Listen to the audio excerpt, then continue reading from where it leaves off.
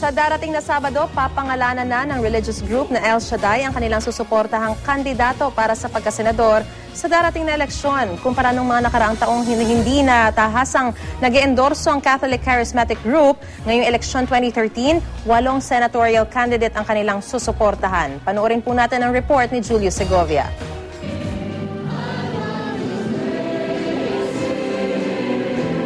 Kung sa mga nakaraang eleksyon, walang kandidatong direktang pinapangalanan si El Shaddai Servant Leader Brother Mike Velarde na kanilang susuportahan. Ngayong midterm election, 8 senatorial candidate daw ang tahasang i-endorso ng Catholic Charismatic Group.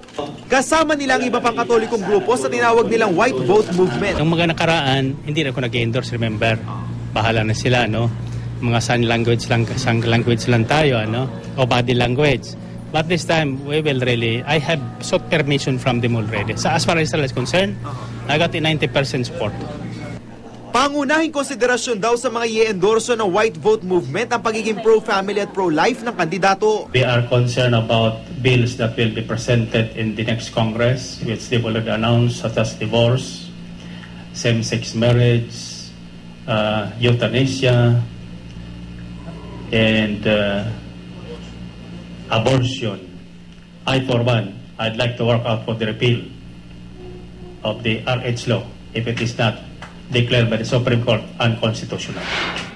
Hindi pa niya tinukoy ang 8 senatorial candidate na papangalanan sa Sabado. Pwede pa raw silang madagdagan, kaya maglalabas sila ng sample ballot na magiging gabay raw ng mga Katoliko sa pagboto 1 linggo bago ang eleksyon. Our sign for the white vote is yan.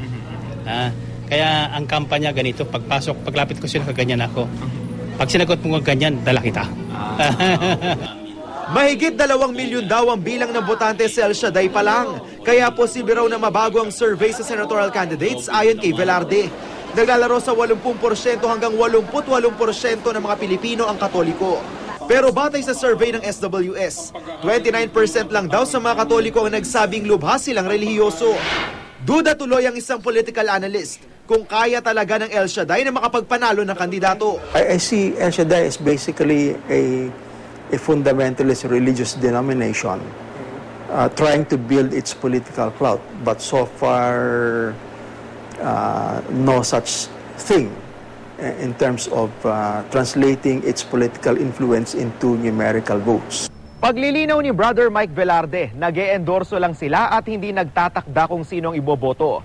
Nirerespeto pa rin daw nila ang karapatan ng bawat isa sa pagpili ng napipisil nilang kandidato. Julio Segovia, GMA News.